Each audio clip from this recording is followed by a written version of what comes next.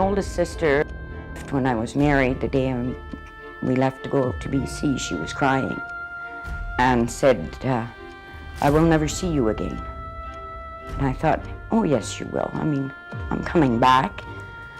But I guess she was right.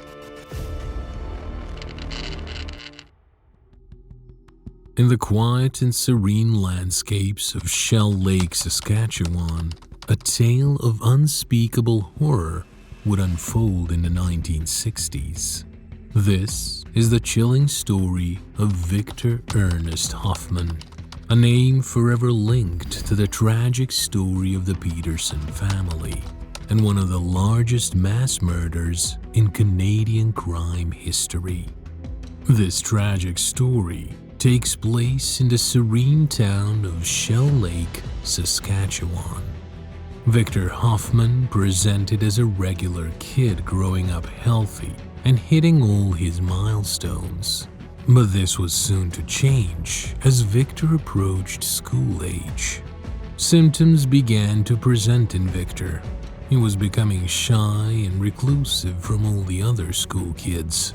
It was around this time that Victor would begin to see the devil, pitch-black creature 6 feet tall, naked with a long tail. Victor would often wake up to the sound of drumming or tapping, and often thought he was in the middle of a fight between God and the devil. The paranoid episodes continued, and by age 10, Victor began to have unsettling urges to kill. Initially, Victor would harness these urges towards small animals, often killing hundreds of squirrels and cats. As the urges intensified, he turned his focus to people, attacking his first human victim in elementary school. As Victor's delusions progressed, he would see the visions of the devil more and more frequently. He described one episode where he heard the devil calling for him as he sat and ate his dinner. He recalled the devil telling him to bow down and he would make him rich. Victor, still young and mostly innocent, did not want to do this, so instead he kneeled on one knee, thinking he would get half the riches. When the riches did not come, he decided it was because he did not do as the devil instructed him to. This was just one episode of many to come. Victor began seeing angels as well, stating they were often disguised as females and would talk to him as the devil did. It was also around this time that Victor began to develop an obsession with firearms. Victor would break into stores and steal firearms, using them as tools in his battles with the devil. As Victor approached his 20s, his symptoms worsened, often paired with fainting episodes. His delusions became more severe, stating if he didn't follow the devil's orders, he would be forced to die 100 times over and suffer in fire and agony. Victor recalls capturing the devil one time, but it stunk so badly he had to release it. His family began to notice his outbursts and unusual behavior. In one outburst, Victor was firing his rifle outside erratically. His mother bravely ran up to him to convince him to drop the rifle as Victor celebrated frantically that he shot the devil. Becoming fearsome of Victor's erratic outbursts, his family hid all of the guns in the house, refusing to surrender them to Victor in fear of what would happen. Victor was eventually admitted to hospital of his own will and was diagnosed with severe schizophrenia disorder. He was also suffering from severe stomach pains as a result of the harsh farming chemicals being used on the farm.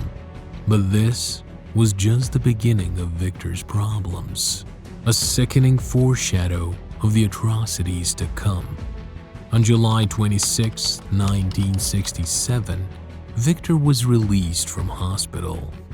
The doctors, so apprehensive of his release, they armed his parents with tranquilizers, clearly indicating that terrifying encounters were in the midst. By day 3, Victor stopped taking his meds, and his urges to kill became constant. Now, with no reprieve, Victor would spend all day dreaming of murder. As the fateful day approached, Victor described an intense sensation of almost being cut in half, awakening him from his slumber. Unknowingly, this sensation would be the catalyst triggering a series of events that would haunt the small town of Shell Lake forever. Victor raced out of the house, rifles in hand, fueled up his truck, and took off into the pitch-black night. Victor drove 40 kilometers in a trance. As dawn approached, Victor eventually stopped on the driveway of a small farm, where 9 Petersons slept soundly for the last time. What happens next can only be described as horrific. That morning of August the 15th, 1967, the Peterson family awoke, completely unaware of the horrors lurking in their driveway. Victor, still in a trance, put the truck in gear and approached the picture-perfect white farmhouse. He was convinced he had seen it in a vision, and he continued up the driveway. The family inside heard the sound of tires screeching in the driveway, and moments later, Victor kicked in the doorway. Towering at the doorway, rifle at his side, the Peterson family was paralyzed with fear. The father, James Peterson, came out of the bedroom and saw Victor at the door. In an attempt to protect his family, James lunged at Victor, but was unsuccessful against Victor's .22 rifle. His life was quickly ended with 4 bullets to the stomach. The house erupted in screams of terror. Dorothy, 11, who was sleeping in the adjacent living room on a cot, was paralyzed as Victor approached and took her life next. Victor would later confess to police that he did not see the children as humans. Rather, they looked like pigs. In the eruption of chaos, 6 children quickly fled and hid in the bedroom. Mary, age 16, Pearl, age 9, Jean, age 17, William, age 5, Phyllis, age 2, and Colin, age 2, huddled together in fear, praying this was all a dream and this nightmare would end. Victor proceeded to the bedroom and unleashed his demons upon the children, swiftly ending their lives. Mother Evelyn in the next room attempted to escape with baby Larry through the window, but sadly, they would become the next 2 victims to Victor's arsenal of fury. Victor's bullets striking them down before they could make it to safety. Victor returned to the bedroom to make sure he finished the job when he saw little Phyllis trembling in fear between her deceased siblings.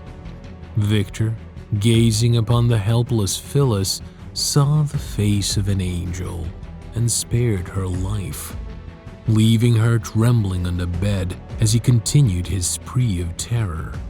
Victor proceeded to fire a few more rounds in the lifeless body of James as he made his way back out to his truck, fleeing the murderous scene. Meanwhile, James's neighbor, W.J. Lang, was making his way to the property to commence work on the farm. Arriving in the gruesome scene, Lang panicked and grabbed the keys to the family station wagon, driving 4 miles to the nearest telephone in Shell Lake. In his hysteria, Lang would miss little Phyllis still lying in the bed, frozen next to her deceased siblings. Phyllis would later recount being terrified and attempting to ask her sister what they should do. It was at that moment that Phyllis knew they were gone, but too terrified and young to do anything, she covered up under the sheets and remained snuggled up to to her lifeless sister. Police would eventually arrive, responding from the nearest station 16 miles away. Arriving on scene, police would be faced with the most gruesome crime scene they would ever encounter. This horrific crime scene would drive their determination to find the killer and get justice for the innocent family whose lives were so abruptly ended, but had no leads to the terrifying event. The Petersons, a kind and thoughtful family, had no enemies, and it was obvious this was not a robbery. The only viable option left was that a person suffering from mental illness had an episode leading them to commit the unthinkable. Police, forced to rely on the community, put out a broadcast requesting anyone with information to call in. And it wasn't long before Victor's neighbor heard the message. They reported to police that their neighbor's kid was recently released from hospital and had been experiencing severe mental episodes. This was the lead police needed. Police stormed the Hoffman's residence and seized a .22 caliber rifle and a pair of rubber boots, taking Victor into custody. After an exhausting emotional investigation, police would receive the phone call confirming the evidence matched Victor Hoffman merely 10 minutes before they laid the Peterson family to rest. The shell casings left on the scene and the rubber boots were all that was needed to tie the murders to Victor Hoffman. In the trial, it was discovered that Victor's schizophrenia was tested using the Hoffer-Osman diagnostic test while he was admitted in hospital. Most people with no symptoms of mental illness score less than 20 on the test, whereas the average score for a person with schizophrenia is 65. Victor, upon his release from the hospital, sat at a score of 65. When tested again prior to the trial, Victor had a score of 99.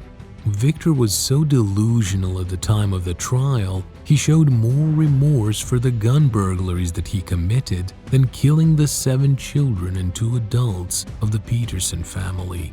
Victor would tell the police that he knew God wasn't upset with him and that he was only doing the devil's work. Regardless of these findings, Victor was found to be fit for trial, and after 3 hours of deliberation, Victor was found not guilty by reason of insanity. Victor would be immediately transferred to a facility in Prince Albert where he would remain for the next 30 years. The sole survivor of the massacre, Phyllis, would relocate to British Columbia to live with her only surviving sister, Kathy, far away from the atrocities that would forever torment the Shell Lake community.